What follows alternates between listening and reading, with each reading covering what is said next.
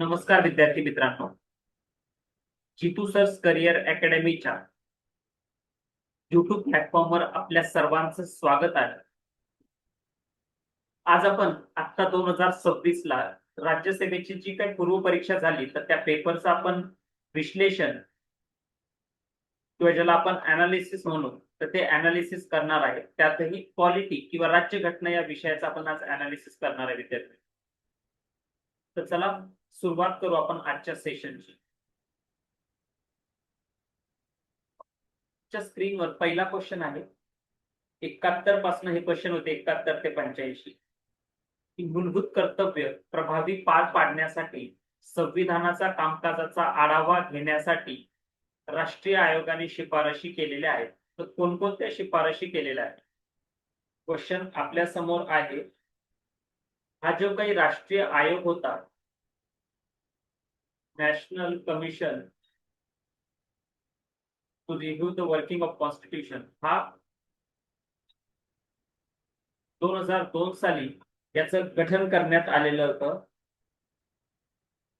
M व्यंकटचलैया जे आहेत त्यांच्या अध्यक्षतेखाली हा आयोग गठन करण्यात आला होता आणि त्याच्या खाली काही शिफारशी दिलेल्या आहेत. तर त्यातल्या कोणकोणत्या शिफारशी त्याच्यात येतात असं त्यांनी प्रश्न विचारले. तर जेव्हा तुम्ही असा प्रश्न विचारतात, आता ह्या प्रश्नावरती ऑलरेडी एकदा प्रश्न त्यांनी जो विचारला गेला तर तो त्याच्या अध्यक्षांवर विचारला गेला की याचे अध्यक्ष कोण आहे. एम व्यंकटचलैया जे अध्यक्ष आहेत त्याच्यावर प्रश्न आलाय.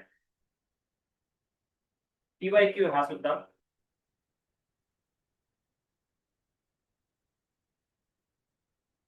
एम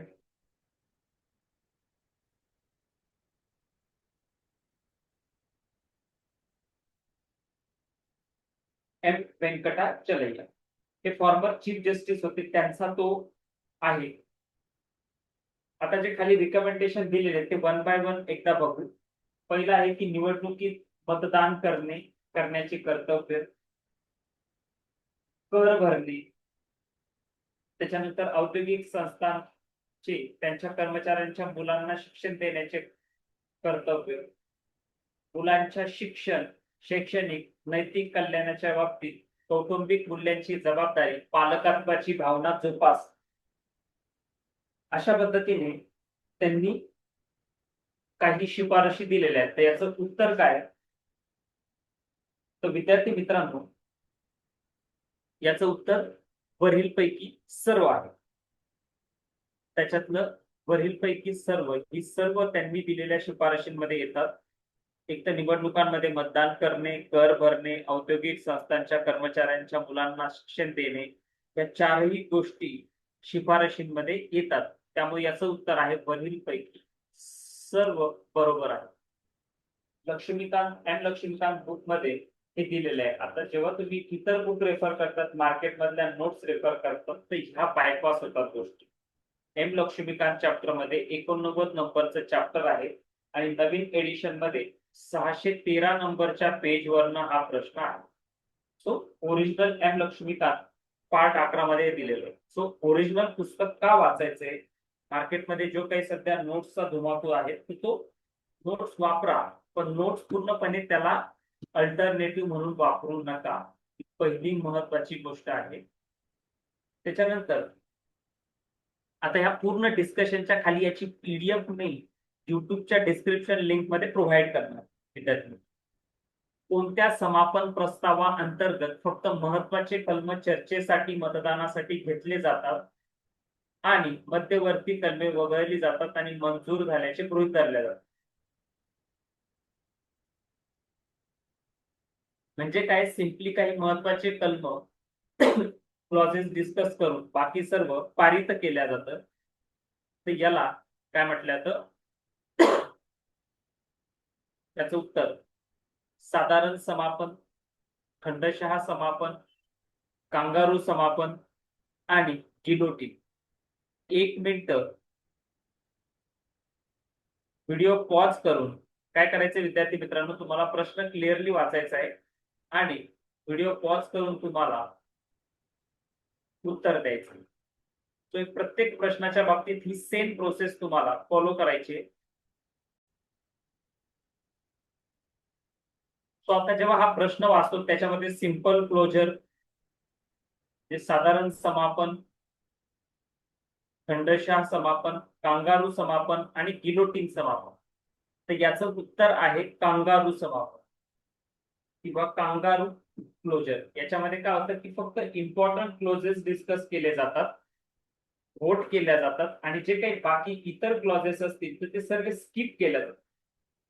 तो आता बऱ्यापैकी आपल्याला काय माहिती असतं की आपण most of the time guillotine माहिती असतात. गिलोटिन म्हणजे काय की ज्या काही बाकी बाकी बाबी आहेत तर त्या एकाच वेळेस सर्व मतदानाला घेणे आणि त्या सर्व पारित करून टाकणे विदाऊट डिस्कशन. आता हे आपल्याला माहिती आहे गिलोटिन, पण आपल्याला थोडं कांगारू मोशन माहित नसतं. तो त्याच्यामुळे पुन्हा एकदा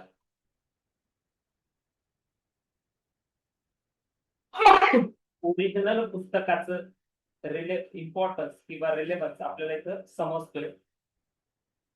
तर याचं उत्तर आहे कांगारू क्लोजर. काय असतं कांगारू क्लोजर मध्ये व कांगारू समापन मध्ये? या समापन प्रस्तावात एखाद्या विधेयकातील किंवा प्रस्तावातील फक्त महत्त्वाच्या कलमांवर चर्चा आणि मतदान केले जाते. मधील इतर कमी महत्वाची कलमे वगळली जातात आणि ती मंजूर झाल्याचे गृहीत धरले जातात. याला कांगारू क्लोजर असे म्हणतात. कारण कांगारू जसा उड्या मारत पुढे जातो त्याप्रमाणे सभागृहात महत्वाच्या कलमांवर उड्या मारत चर्चा, सभागृह महत्वाच्या कलमांवर उड्या मारत चर्चा करतं, म्हणून याला कांगारू क्लोजर म्हटलं जातं. आणि आता गिलोटिन मध्ये काय असतं? बेसिकली गिलोटिन मध्ये असतं की निश्चित वेळ संपल्यानंतर उर्वरित सर्व बऱ्या किंवा कलमे चर्चेशिवाय एकत्रित मतदानासाठी ठेवली जातात. त्याला गिलोटिन म्हटलं जातं. चर्चेशिवाय हा शब्द महत्वाचा आहे. प्रश्न क्रमांक पुढचा आता 73 नंबरचा प्रश्न आहे. सर्वांनी स्क्रीन पॉज करा आणि एकदा वाचा. खालीलपैकी अयोग्य विधान कोणते? खालीलपैकी इनकरेक्ट स्टेटमेंट कोणतं आहे, अयोग्य विधान कोणतं आहे? तर क्वेश्चन नंबर पुढचा आहे विद्यार्थी मित्रांनो 73 नंबरचा. वाचा. पहिला आहे, राष्ट्रपती हे कोर्ट मार्शल द्वारा दिलेल्या शिक्षेला क्षमा करू शकतात तर राज्यपाल क्षमा करू शकत नाही. बरोबर आहे का पहिलं विधान? तर पूर्णपणे बरोबर आहे. कलम 72 दयामाफी किंवा शिक्षा माफी किंवा पार्डनिंग पॉवर जे आहे तर त्याच्या अंतर्गत राष्ट्रपती कोर्ट मार्शलद्वारे दिलेल्या शिक्षेवर क्षमा, स्थगिती आणि दंड शिथिलता यांचा अधिकार आहे. मात्र मात्र राज्यपालांना तसा अधिकार नाहीये. काय म्हणतो विद्यार्थी मित्रांनो मी? राज्यपालांना तसा अधिकार नाहीये, हे लक्षात घ्यायचंय.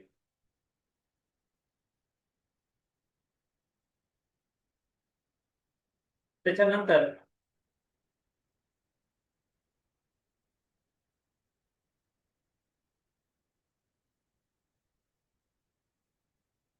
कलम 161 अंतर्गत हा असा कुठलाही अधिकार नाहीये, ही पहिली महत्वाची बाब आपल्या लक्षात घ्यायची. त्याच्यानंतर आता पुढचा दुसरा आहे, राष्ट्रपतीच्या क्षमेच्या अधिकाराची कारणे देण्यास बांधीलकारक आहे. राष्ट्रपती क्षमेच्या अधिकाराची कारणे, ते का क्षमा केली तर त्याचं कारण द्यायला बंधनकारक आहे. असं कुठल्याही पद्धतीने नाहीये. जी कलम 72 अंतर्गत राष्ट्रपतींना जी कलम 72 अंतर्गत जे काही अधिकार प्राप्त झालेले आहेत तर त्या अधिकारांमध्ये राष्ट्रपतींना कारणे देणं बंधनकारक नाहीये. त्यामुळे हे पूर्णपणे चुकीचं स्टेटमेंट आहे. तिसरं, दयेसाठी याचिकाकर्त्याला राष्ट्रपतीकडून तोंडी सुनावणी घेण्याचा अधिकार नाहीये. ठीक आहे. आता याच्यामध्ये काय आहे की जो काही दया याचिकाकर्ता आहे त्याला राष्ट्रपती समोर वैयक्तिक किंवा तोंडी सुनावणीचा अधिकार नाही. वैयक्तिक पण नाही.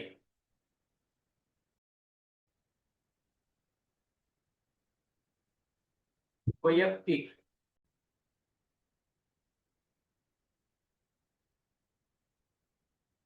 किंवा तोंडी,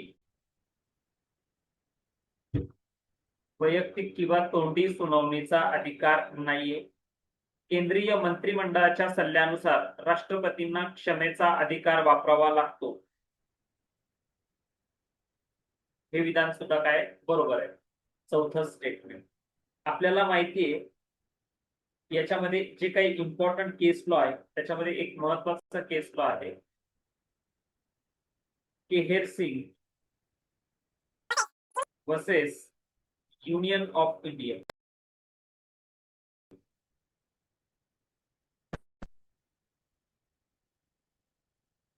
केहेर Singh versus union of India 1989.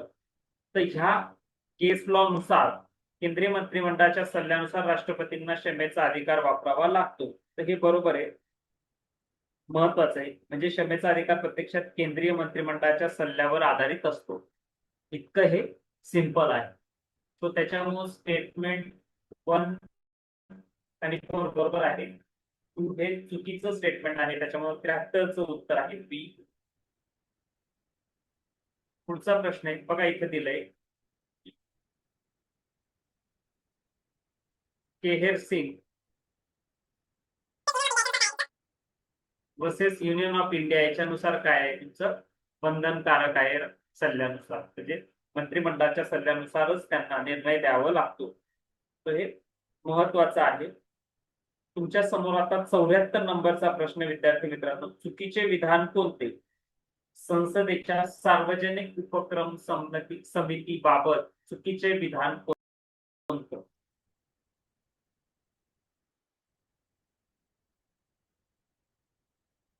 समित्या हा खूप महत्वाचा चॅप्टर आहे. या वर्षी झालेल्या युपीएससीचा एक्झाम असेल, या वर्षाची झालेली युपीएससीची एक्झाम असेल किंवा एमपीएससीची एक्झाम असेल, दोन्ही एक्झाम मध्ये या समित्यांवरती प्रश्न आले. त्यामुळे समित्या हा मागच्या काही दिवसांपासून महत्वाचा एक टॉपिक झालेला आहे. तो तुमच्या समोर प्रश्न आहे, वाचा प्रश्न. कमिटी ऑन पब्लिक अंडरटेकिंग किंवा सार्वजनिक उपक्रम समितीबाबत उत्तरे द्या. इनकरेक्ट स्टेटमेंट शोधायचे आता ही. पंडित नेहरू यांनी समिती निर्मितीची शिफारस 1963 मध्ये केली होती. ऍक्च्युअली ही पंडित नेहरू समिती नव्हती, तर त्याची महत्वाची समिती होती कृष्ण मेनन समिती.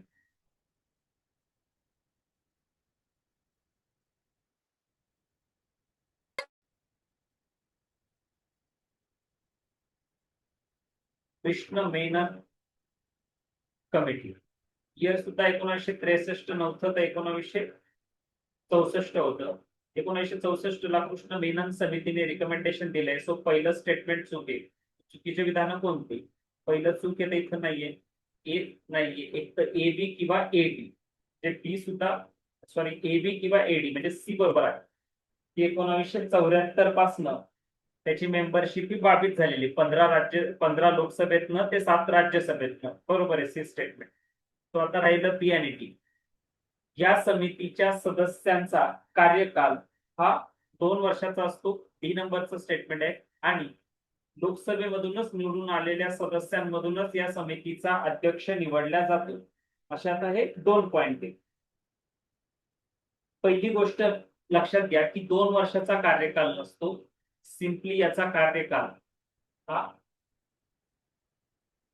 1 वर्षाचा असतो. प्रत्येक वर्षी त्याचे जे काही सदस्य असतात पार्लमेंट दरवर्षी त्यांच्यातनं एकाला निवडत असतं. त्यांनी दरवर्षी त्यांच्यातनं निवडत असतात. त्यामुळं हे चुकीचं स्टेटमेंट आहे. त्यामुळं ए टी जे काही ऑप्शन नंबर 2 आहे तर ते त्याचं उत्तर आहे की समितीचा कार्यकाल हा 1 वर्षाचा आहे आणि समितीची स्थापना ही कृष्ण मेनन कमिटीनुसार झालेली आहे. हे दुसरं स्टेटमेंट महत्वाचं आहे. ठीक आहे. ओरिजिनली ऍक्च्युली 15 मेंबर होते त्याचे. ओरिजिनली 15 मेंबर होते. नंतर त्या 15चे त्यांनी काय केलेले आहे 1974 पासून 22 केलेले आहेत. हे महत्वाचं आहे. तो आपल्याला एवढ्या गोष्टी त्याच्या रिगार्डिंग लक्षात ठेवायच्या आहेत. ठीक आहे. त्याच्यानंतर नेक्स्ट प्रश्न आहे जो वेगवेगळी जी काही विधानं केलेली आहे वेगवेगळ्या पॉलिटिकल सायंटिस्टने, तर त्याच्या रिगार्डिंगचा हा पुढचा प्रश्न विद्यार्थी मित्र. 1 मिनिट स्क्रीन पॉज करा, व्हिडिओ बघा आणि त्यानंतर योग्य उत्तर जे असेल तर ते मार्क करा. परत एकदा मध्ये डिस्क्लेमर, आपल्या सर्व एमपीएससीच्या, त्याच्यानंतर एमपीएससी गट ब गट क असेल, चालू घडामोडी असेल, याच्या सर्व बॅचेस या आपल्या जितू सर करिअर अकॅडमीच्या ऍप्लिकेशन वर अवेलेबल आहेत. आणि आता त्याच्यात नवीन कंटेंट अपडेशन चाललेलं आहे. त्यामुळे ज्यांना ज्यांना ऑनलाईन बॅचेस घ्यायचे त्यांनी एकदा एनरोल करा. जितू सर करिअर अकॅडमीची ऍप्लिकेशन प्ले स्टोर मधून डाउनलोड करा आणि कोर्सेसला एनरोल करा. वाचा विद्यार्थी मित्रांनो प्रश्न.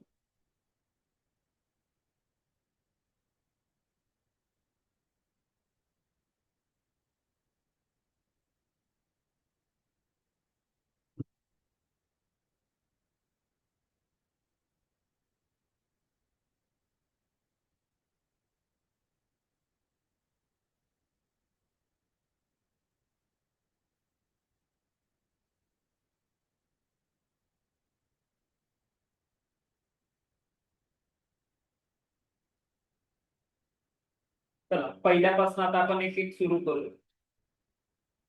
काय पहिलं स्टेटमेंट, केसी बिहेर म्हणतायत की Indian federalism is quasi federalism. K C Wheare यांचे हे स्टेटमेंट एक्झॅक्ट बरोबर आहे. केसी बिहेर यांच्या मते काय आहे ते अर्ध संघराज्य आहे, बरोबर स्टेटमेंट आहे. दुसरं आहे तुमचं मॉरिस जॉन्स. मॉरिस जॉन्स यांच्या मते बार्गेनिंग फेडरलिझम आहे, सौदेबाजी करणारं संघराज्य आहे, हे सुद्धा बरोबर स्टेटमेंट आहे. तिसरं आहे सीएफ स्ट्रॉंग यांच्या मते भारतीय संघराज्य हे कमी संघराज्य आहे किंवा less federalism, Indian federalism is less federalism, हे स्टेटमेंटही बरोबर आहे. आणि शेवटचं ग्रॅनविल ऑस्टिन यांनी दिलेलं आहे की भारतीय संघराज्य हे सहकार्याचं संघराज्य आहे, कोऑपरेटिव्ह फेडरलिझम आहे, हे सुद्धा स्टेटमेंट बरोबर आहे. सो वरील पैकी सर्व विधान, statement number 1, statement number 2, 3, 4, all of the 4 statements are correct statement. वरील चारही विधान, चारही स्टेटमेंट जे दिलेले आहेत, ग्रॅनविल ऑस्टिन असेल, मॉरिस जॉन्स असेल, सीएफ स्ट्रॉंग्स असेल, ग्रॅनविल ऑस्टिन असेल, all 4 statements are correct student. सर्व चारही स्टेटमेंट बरोबर आहेत. आणि पुन्हा हा सेम क्वेश्चन आहे, असे क्वेश्चन मल्टिपल टाइम्स आलेले आहेत, तुम्ही पीवायक्यू एकदा चेक करा. त्याचं उत्तर आहे 4. त्याच्यानंतर हे बघा, हे चारही स्टेटमेंट बरोबर आहे. पुढचं, भारतीय संविधानातील खालीलपैकी कोणते कलम हे भारतीय लेखा आणि महानियंत्रक म्हणजे कॉम्प्ट्रोलर अँड ऑडिटर जनरल, भारताच्या नियंत्रक आणि महालेखा परीक्षकाचे आहे, जेच कॅगचं आहे, कलम 141, 144, 148, 149. त्याचं उत्तर आहे मित्रांनो सी, 148 हे कॅगचं कलम आहे. आता इतर जे आहे 149 मध्ये कॅगची काय दिलेली आहे विद्यार्थी मित्रांनो, कर्तव्य दिलेली आहे. कॅगची कर्तव्य 149 मध्ये आहे. 144 मध्ये काय, सर्व वेगवेगळे जे काही प्राधिकरण असेल त्यांनी सर्वोच्च न्यायालयाला मदत करायची आहे.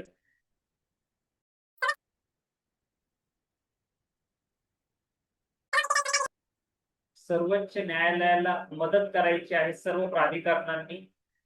कलम 41 मध्ये काय दिलेलं आहे की सर्वोच्च न्यायालयाने घोषित केलेला कायदा सर्व न्यायालयांवर बंधनकारक असेल. जी काही एखादी सूचना सर्वोच्च न्यायालय देते तर ते इतर सर्व न्यायालयांवर बंधनकारक आहे. तो असे 4 कलम होते. उत्तर हा सिंपल क्वेश्चन आहे 148.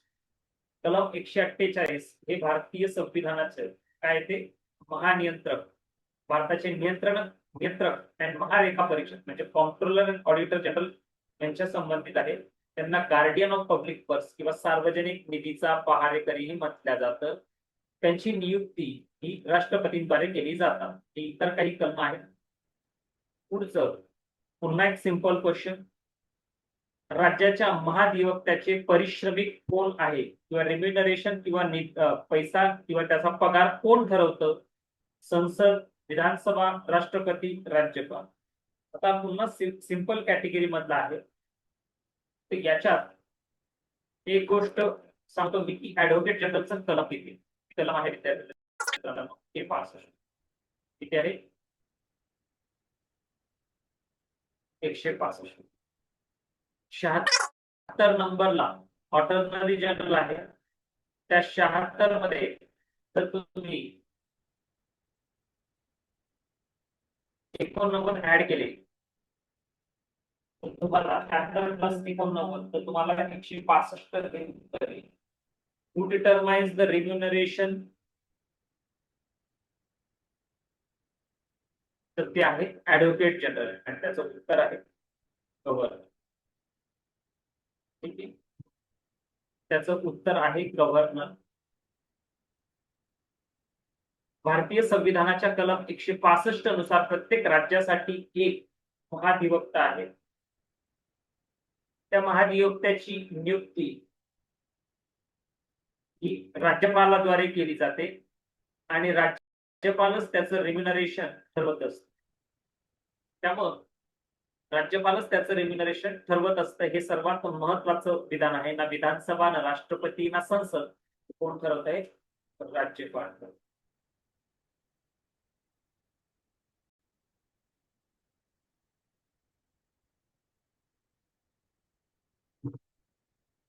त्याच्यानंतर पुढचा प्रश्न आहे प्रश्न क्रमांक 78. तुमच्या समोर स्क्रीनवर प्रश्न क्रमांक 78 आहे.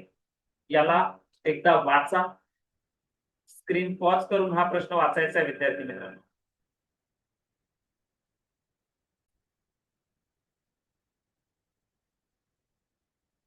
भारतीय राज्यघटनेतील खालील कलमे आणि संबंधित विषय यांच्या योग्य जोड्या. त्याच्यात पहिला आहे घराण्यांच्या निवारणासाठी केलेल्या आवेदनांमध्ये वापरायची भाषा. त्याच्यानंतर प्राथमिक स्तरावर मातृभाषेतून शिक्षणाची सोय. प्राथमिक स्तरावर मातृभाषेतून शिक्षणाची सुविधा. तर याचं कलम आहे विद्यार्थी मित्रांनो 350 क.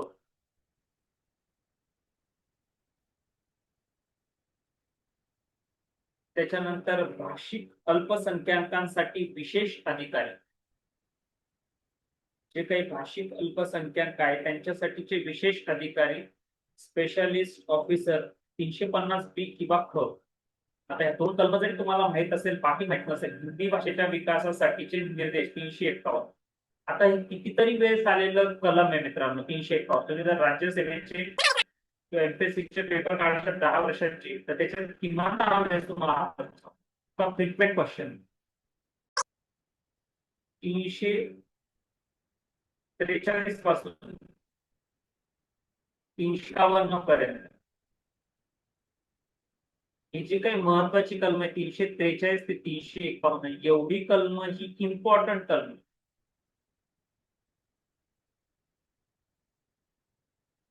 त्याच्यामध्ये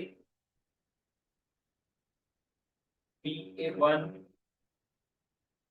A3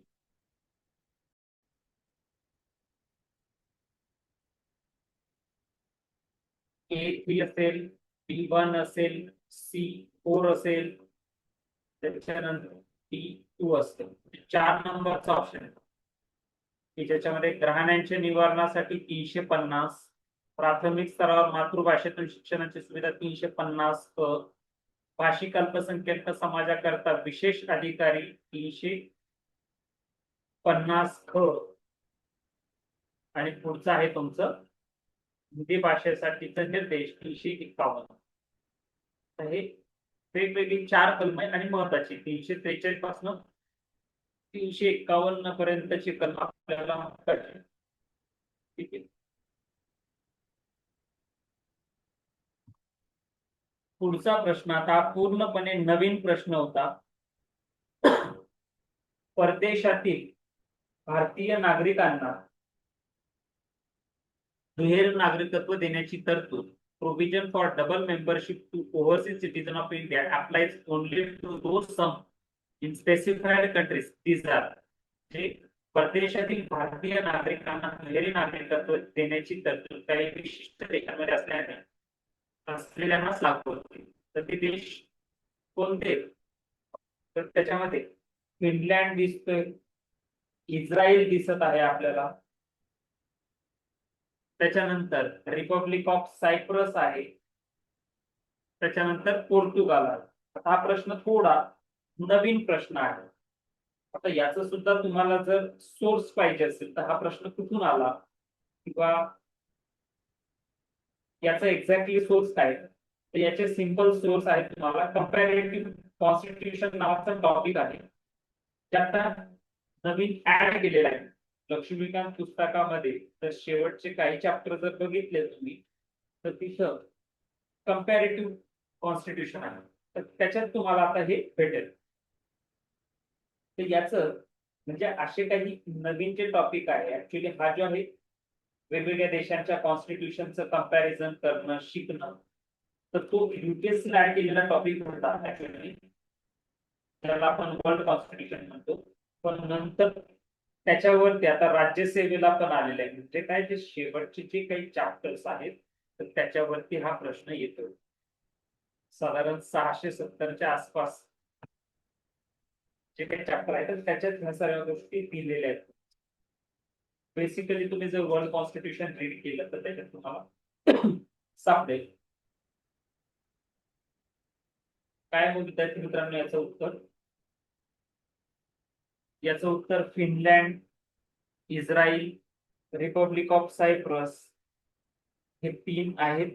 आणि फिनलँड किंवा ज्याला आपण फिनलँड नाहीये, सॉरी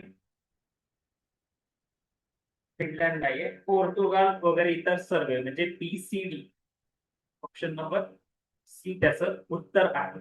की त्याच्यामध्ये इस्रायल, रिपब्लिक ऑफ सायप्रस आणि पोर्तुगाल मध्ये काय मित्रांनो ड्युअल सिटिझनशिप आहे.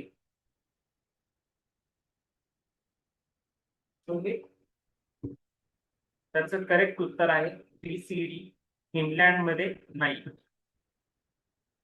भारतात पूर्ण दुहेरी नागरिकत्व देत नाही. मात्र ओसीआय ही विशेष सुविधा काही विशिष्ट देशांमधील भारतीय वंशाच्या व्यक्तींना दिली जाते. ओसीआय साठी पात्र देशांमध्ये इस्रायल, सायप्रस, पोर्तुगाल,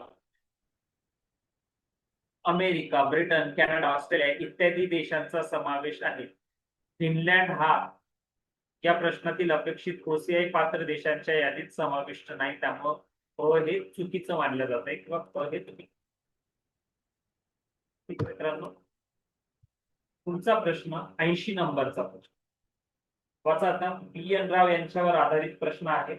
पुन्हा आता हा प्रश्न तुम्ही जर बघायला गेले तर हा बेसिक प्रश्न आहे. याच्यावरही मल्टिपल टाइम प्रश्न सॉरी क्वेश्चन्स आलेले आहेत.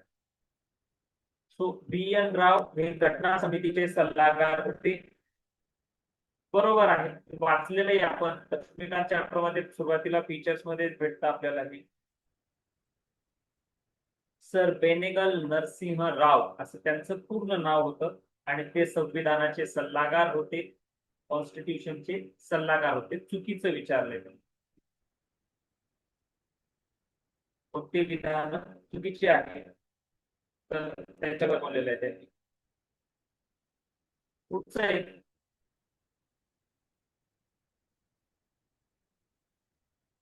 BN राव यांनी घटनेचा मसुदा ऑक्टोबर 1947 मध्ये तयार केला. दुसरं स्टेटमेंट आहे. तिसरं स्टेटमेंट आहे BN राव यांनी तयार केलेल्या घटनेच्या मसुद्यामध्ये 310 कलम 8 अनुसूच्या होती. आणि शेवटचा आहे BN राव यांनी तयार केलेल्या घटनेच्या मसुद्यामध्ये 343 कलम 13 अनुसूची. तर आता हे ऍक्च्युअलीची मूळ घटना 26 नोव्हेंबर 1949 मध्ये आली, तर तिच्यात 395 कलम आणि 8 अनुसूच्या होत्या. त्यामुळे हे जे 13 अनुसूच्यावाला स्टेटमेंट आहे तर हे प्रथमदर्शी काय दिसतं आपल्याला चुकीचं दिसतं. त्यामुळे स्टेटमेंट नंबर 4 चुकीचं आहे. असा एकच ऑप्शन आहे. समजा बाकी आपल्याला काही माहिती नाहीये तरी पण जे एक्स्ट्रीम स्टेटमेंट आहे ते स्टेटमेंट नंबर 4 आहे. म्हणजे तुम्हाला हा प्रश्न काही माहित नसता तरी तुम्ही तशा पद्धतीने त्याला इलिमिनेशन टेक्निक वापरून काय केलं त्याला इलिमिनेट करता आलं. चौथं स्टेटमेंट 26 नोव्हेंबर 1949 ला 395 कलम आणि 8 अनुसूच्या होत्या. त्यांनी म्हटलं की BN राव यांनी तयार केलेल्या घटनेत 243 कलम आणि 13 अनुसूच्या होत्या, ते हे चुकीचं आहे. पुढचा प्रश्न आहे 81 नंबरचा प्रश्न आहे पुढचा वाचा. आता हा प्रश्न सूचीवरती आहे, शेड्यूल्स वरती. सूची किंवा शेड्यूल्स वरचा प्रश्न आहे.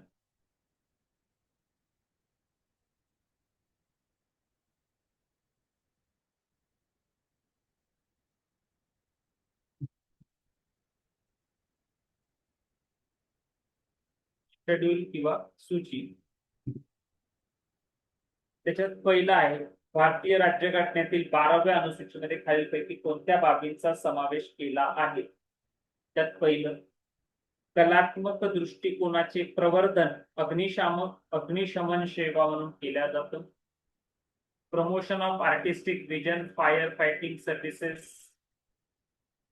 Cremation ground and electric crematorium, दहनभूमी आणि विद्युत दहनी, बाजार सत्रा, ग्रामीण निर्माण, अपंग आणि मतिमंग यांच्या हितसंबंधांचे संरक्षण, पर्यावरणाचे संरक्षण, सर्व गोष्टी. तर काय काय येतं 12व्या सूचीमध्ये.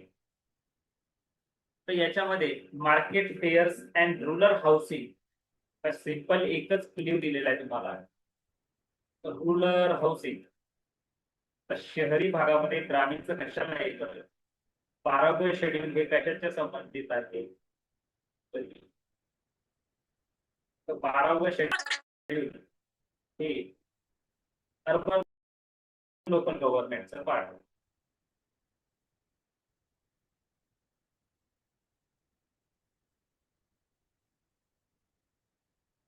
Urban local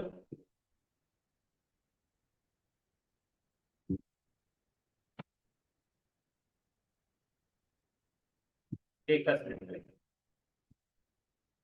urban local government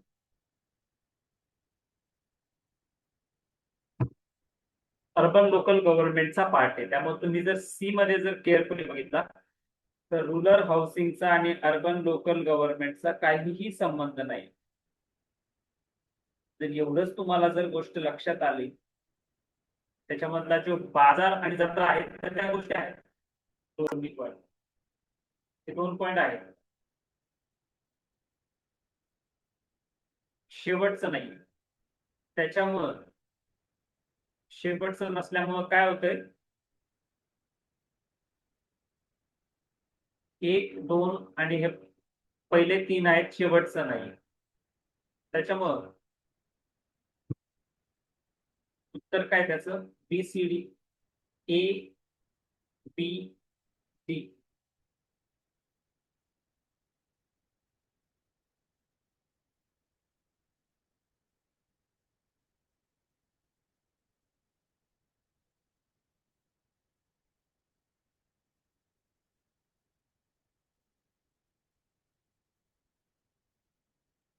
चौऱ्याहत्तरव्या घटना दुरुस्तीने 1992 ला जी 12वी अनुसूची जोडलेली आहे, अर्बन लोकल बॉडी किंवा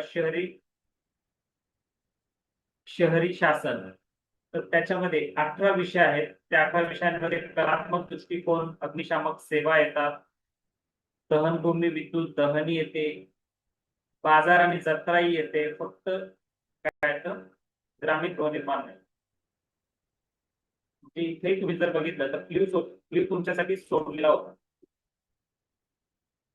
तुम्ही थोडं केअरफुली जर बघितलं तर इथं तुम्हाला अवेलेबल होता अपंग मतिमंद यांच्या हितसंबंधांचे संरक्षण करणे, बरोबर. सो ABD उत्तर आहे का.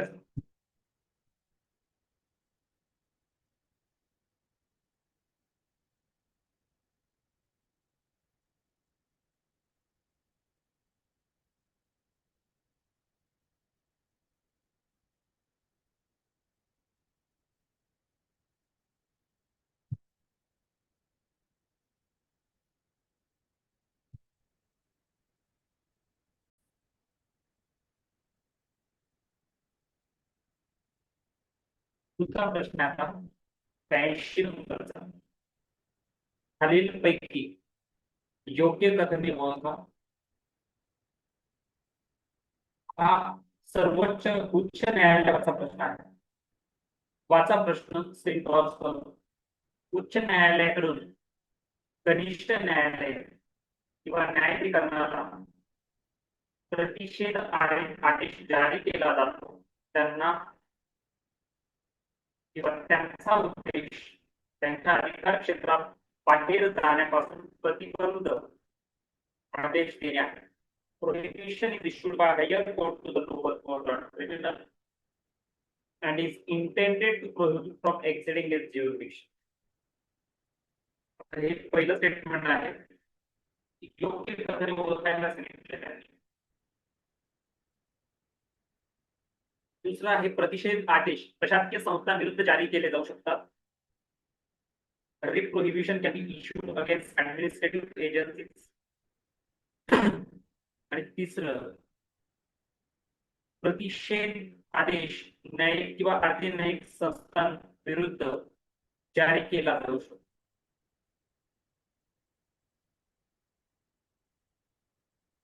प्रतिषेध आदेश न्यायिक व अर्धन्यायिक संस्थांविरुद्ध जारी केला जाऊ शकतो. Prohibition is issued against judicial and quasi judicial bodies. तीन स्टेटमेंट आहे. आता याच्यामध्ये उच्च न्यायालयाकडून कनिष्ठ न्यायालय किंवा न्यायाधिकरणाला प्रतिषेध आदेश जारी केला जातो आणि त्यांचा उद्देश त्यांच्या अधिकार क्षेत्राबाहेर जाण्यापासून प्रतिबंध करणे. सो हे पहिलं स्टेटमेंट आहे, बरोबर आहे ते. दुसरं स्टेटमेंट काय, प्रतिषेध आदेश प्रशासकीय संस्थेविरुद्ध जारी केला जाऊ शकतो, चुकीचं आहे. ते फक्त न्यायिक किंवा अर्ध न्यायिक संस्थांविरुद्ध जारी केलं जातं. रीट ऑफ प्रोहिबिशन न्यायिक किंवा अर्ध न्यायिक.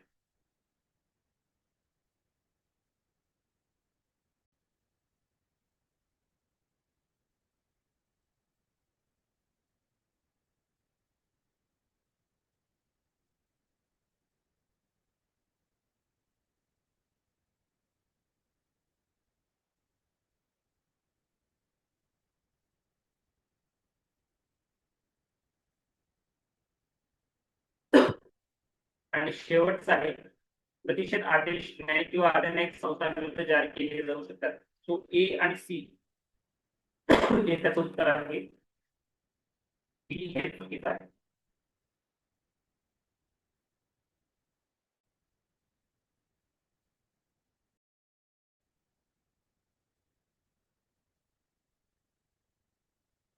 ए आणि सी त्याचं उत्तर आहे. त्याच्यानंतर पुढचं 83,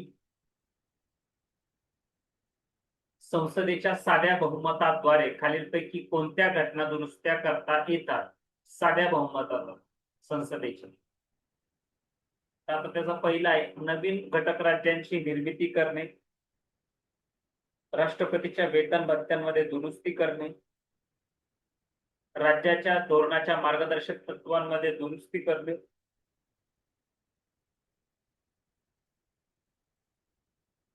मतदारसंघांचे परिसीमन करणे,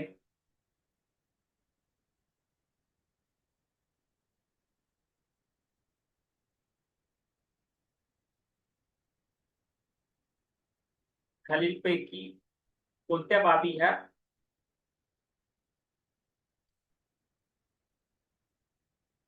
साध्या बहुमताने घटना दुरुस्त्या करता येतात?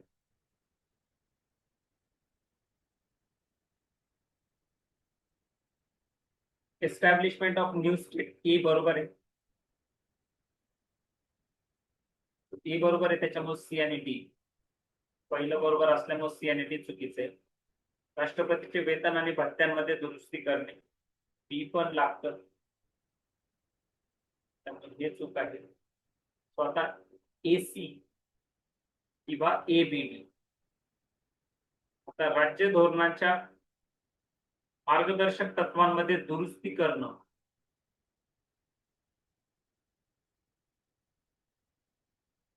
याच्यामध्ये विशेष बहुमत लागतं, त्यामुळे हे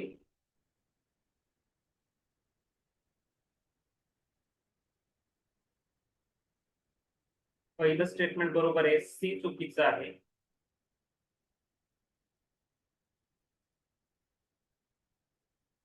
सो त्याचं प्रोबॅबल उत्तर एबीडी आहे.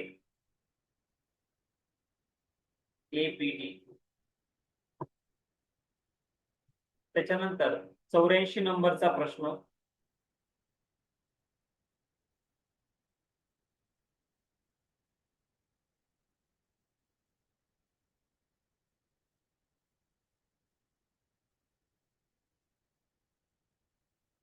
चौऱ्याऐंशी नंबरचा प्रश्न आहे, पुढील विधानांपैकी राष्ट्रपतीच्या नकाराधिकारांसंबंधी कोणती विधाने योग्य आहेत? पहिलं, राष्ट्रपती विधेयकाला त्यांची संमती राखून ठेवू शकतात. राष्ट्रपती पुढील विधानांपैकी राष्ट्रपतींच्या नकाराधिकारांसंबंधी veto power of the president संबंधी कोणते विधान योग्य? राष्ट्रपती विधेयकाला त्यांची संमती राखून ठेवू शकतात. पहिलं विधान राखून ठेवू शकतात. राज्यपाल त्यांना योग्य आणि उचित वाटेल असे विधेयक राष्ट्रपतीच्या विचारार्थ राखू शकतात. ही स्टेटमेंट बरोबर आहे. राष्ट्रपती संसदेकडे पुनर्विचारार्थ विधेयक दोन्ही सभागृहांना संदेशासह पाठवू शकते. ही स्टेटमेंट बरोबर. घटनेच्या कलम 111 नुसार पुनर्विचारार्थ पाठवल्या जाऊ शकते विधेयक. याला सस्पेन्सिव्ह व्हीटो असं म्हणतात. निलंबन नकाराधिकार तो हे पुनर्विचारार्थ पाठवल्या जाऊ शकते. त्यामुळं ABC तीनही विधान नकाराधिकारासंबंधीचे बरोबर आहेत. All of the above correct statement आहे. आता याच्यात जे दुसरं स्टेटमेंट आहे, राज्यपाल योग्य उचित वाटेल असे विधेयक राष्ट्रपतींच्या विचारार्थ राखून ठेवू शकतायत. तर याचं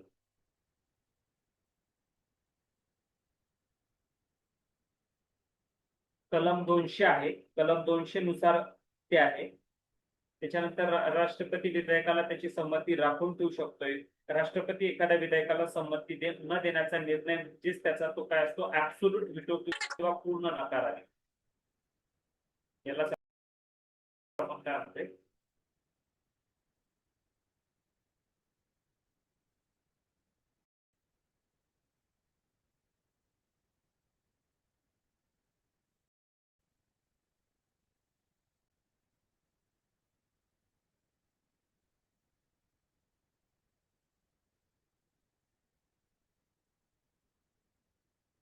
पूर्ण नकार अधिकार.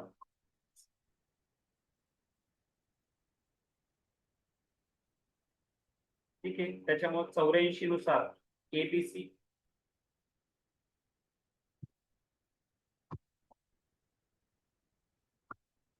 पुढचा आहे 85. पुढील विधानांमधून आंतरराज्यीय परिषदांसंबंधीचं उत्तर सांगा. Find the correct statement regarding the interstate council. याचा उल्लेख अनुच्छेद 263 मध्ये आहे. त्याच्यानंतर याची स्थापना करण्याचा अधिकार राष्ट्रपतींना आहे. आणि तिसरं स्टेटमेंट आहे विद्यार्थी मित्रांनो, भारताच्या राष्ट्रपतींनी या अधिकाराचा आजवर वापर केलेला नाही. अनुच्छेद 263 अंतर्गत आजवर कोणतीही आंतरराज्यीय परिषद स्थापन झालेली नाही. असे 3 स्टेटमेंट आहेत. पहिलं तर बरोबर आहे की 263 नुसार आंतरराज्य परिषद आहे किंवा इंटरस्टेट काउन्सिल आहे. दुसरा नंबरचं स्टेटमेंट आहे की राष्ट्रपतींना तो अधिकार आहे. तेही बरोबर आहे. पण जे तिसरं स्टेटमेंट आहे की राष्ट्रपतींनी याचा आजवर वापर केलेला नाहीये, ते विधान चुकीचं आहे. आंतरराज्य परिषद 28 मे 1990 रोजी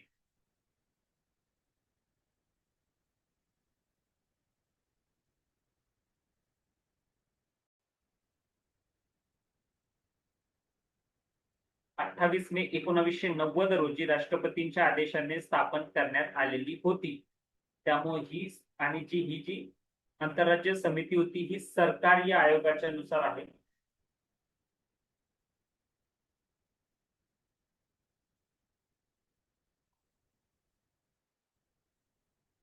जे काही सरकारी आयोग आहेत त्याच्यानुसार ही स्थापन केल्या गेलेली आहे. कधी केल्या गेली आहे तर ती 28 मे 1990. त्यामुळे झालीच नाही असं नाहीये. त्यामुळे राष्ट्रपतींनी अधिकार वापरलेला आहे. सी नंबरचं स्टेटमेंट चुकीचं आहे.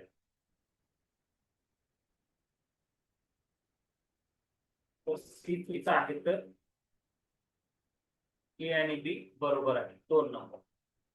सो अशा पद्धतीने 2026चा हा पेपर होता. क्वेश्चन खूप चांगल्या क्वालिटीचे होते. ठीक आहे. तर हा व्हिडिओ आवर्जून बघा, इतरांना शेअर करा आणि आपल्या ज्या काही एमपीएससी गट ब असेल, गट क असेल, राज्यसेवा डिस्क्रिप्टिव्ह असेल तर याच्या बॅचेस आपल्या प्ले स्टोअरला ऍप्लिकेशन मध्ये अवेलेबल आहे. ठीक आहे विद्यार्थी मित्रांनो, thank you so much for watching this session. हे सेशन बघितल्याबद्दल सर्वांचे धन्यवाद.